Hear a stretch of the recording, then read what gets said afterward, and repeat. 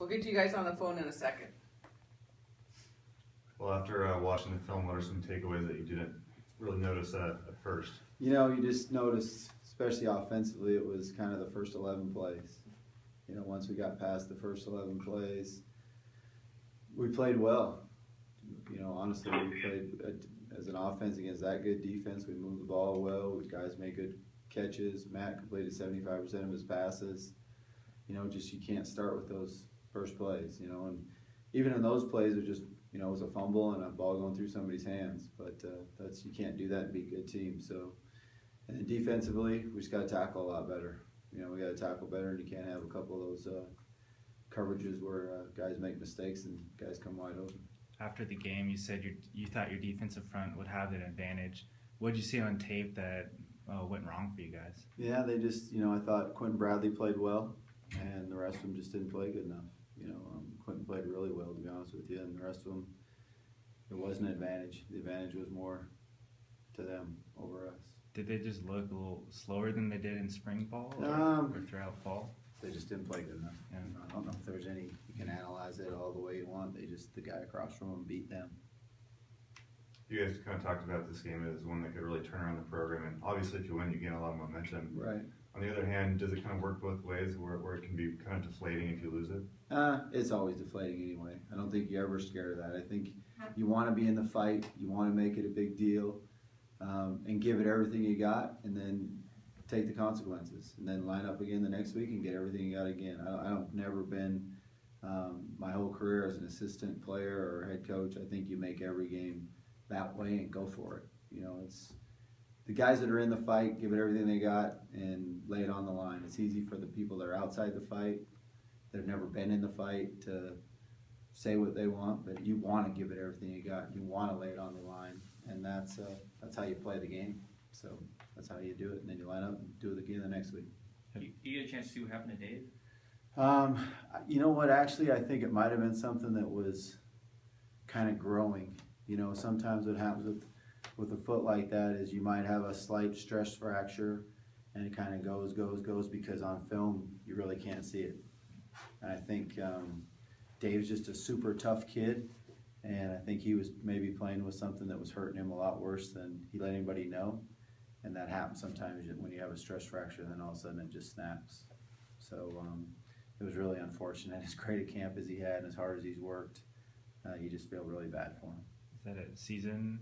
I don't think so. You know, I think it depends on, he's a fast healer. You know, he came back fast from both times he's hurt his shoulders. So it's usually, they say it's a 4 to 6 week deal. And if he can get back in 4 weeks, then it's probably not. If it's longer than that, then the good thing for him is he's got his redshirt year. You know, so you know, we'll just decide that by how long it takes him to get back. Looking forward to UNC. How do you approach these big Power 5 games, or at least how have you approached them in the past? And does it change in year 3? You know, I think what we want to do here is, we got a lot of kids from California that probably grew up their whole lives dreaming to play in this stadium, you know, to play this team. So let's go do it. Let's get excited as we can. As a coach, you don't treat it any different. You game plan all day, Sunday and Monday, and, you know, come up with a scheme that you feel like's best against that look. Obviously, has to be a little different because some of the guys that you're blocking and covering are a little bit better than some of the other weeks. So you have to come up with a little different schemes at times. But, you know, I think our guys are going to be excited. I thought we had a good practice Sunday night. So let's just go get excited and play our hearts off, and every single guy walk out of that stadium knowing they played as hard as they could. During fall, you mentioned that the preparation for teams like Wofford and Ohio were different than USC because they do things similarly to you. Yeah, Can you expand on that a little bit? Yeah, their defensive scheme is very similar to ours.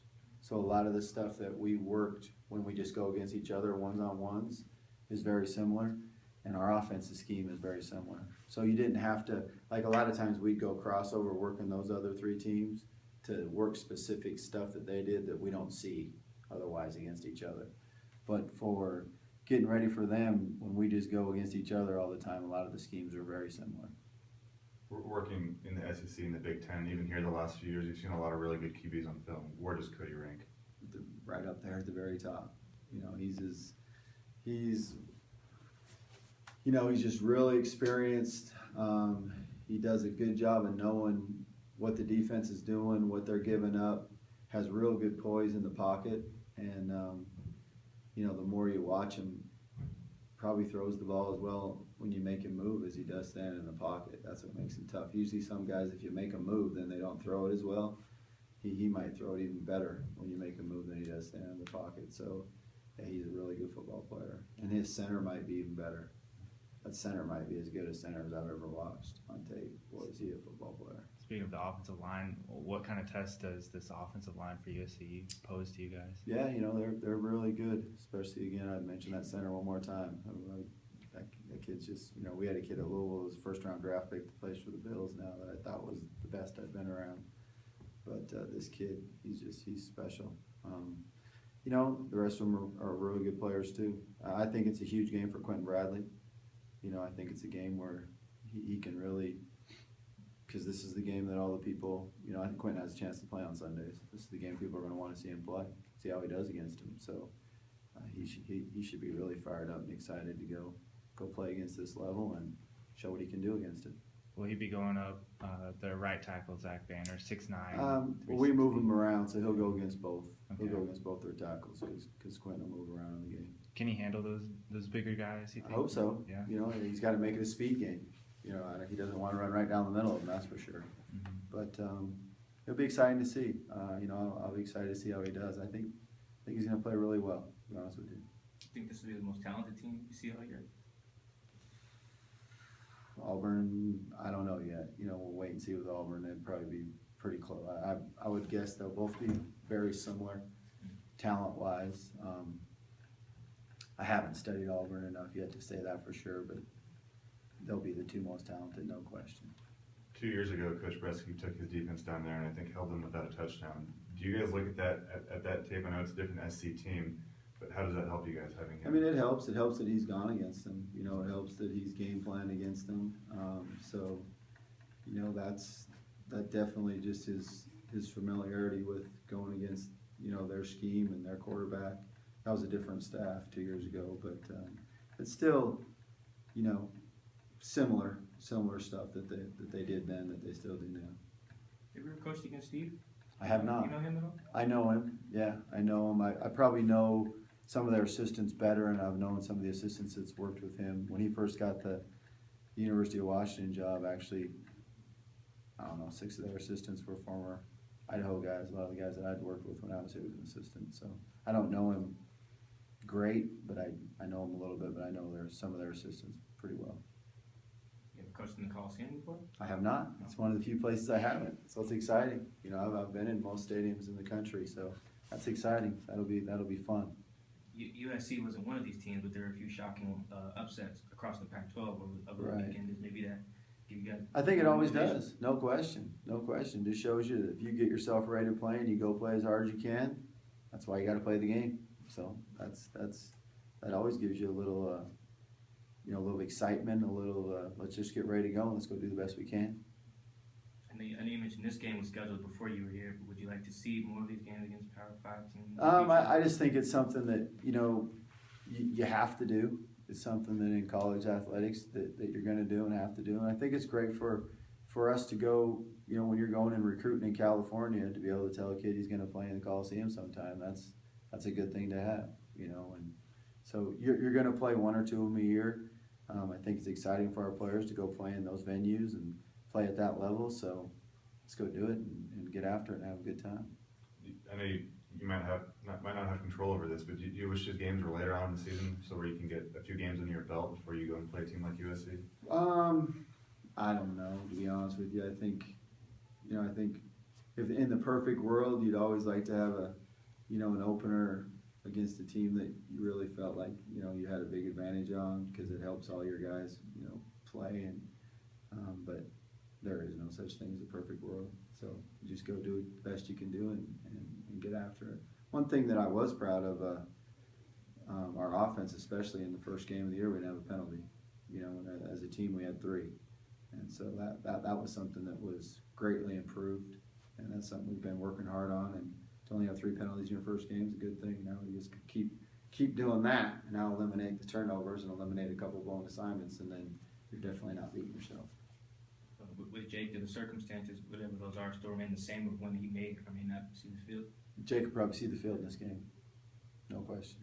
It's you know, I wanted to make sure it happened in the first or second game. He needs to get experience. He needs to make sure he gets on the field, so Jake will play in this game. Guys on the phone, do you have anything? Yeah, Coach Dave, Coach Dave from here. Wanted to ask you mentioned Matt's completion percentage a little bit. How would you kind of assess his game as a whole, and you know, how he was able to start the season for you? I thought he played really well. You know, I thought he had good poise in the pocket. He transferred his weight on all his throws. He took off and ran when he had to. Made some really good protection checks. They really brought a lot of, there was probably, 10 times where we had a play called and it wasn't going to be a good play because of the blitzes that they were bringing, and he changed the play and got to other plays, and that's doing a great job of, trying to help move the ball with your, up top with your mental part of the game. And I thought Matt played really well. It's too bad he personally played good enough for us to win. We just got to get the whole rest of the team playing as well as he played, and then we can start getting some W's.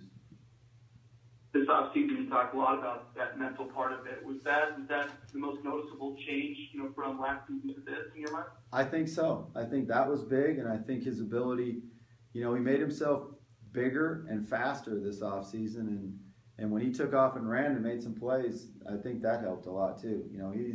He's definitely, at least, if you go from 4.85 to 4.75, whatever, how much that is faster. He's definitely a lot faster this year, and I think that'll help him get some plays with his feet. And then just his mental part of the game was just greatly improved. And then, like anything, you got to go through some growing pains, especially at quarterback. And going through that whole year of playing, he was just a lot more comfortable and confident, and did a good job for us.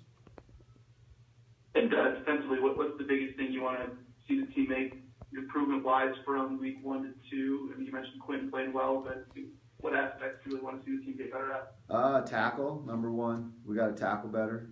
We missed too many tackles. And then just do a good job of making sure we all understand our assignments, especially in coverage. There was a couple coverage mistakes that were made by guys that didn't make them all fall camp, so that was a little discouraging. But that's probably the two biggest things. If we can go down there and if we can tackle these guys, then we should have a good chance to tackle anybody the rest of the year, because they got some skilled players. So if we can go out in this game and tackle really well, then that'll be very. I think it'll give those players great confidence for the rest of the year.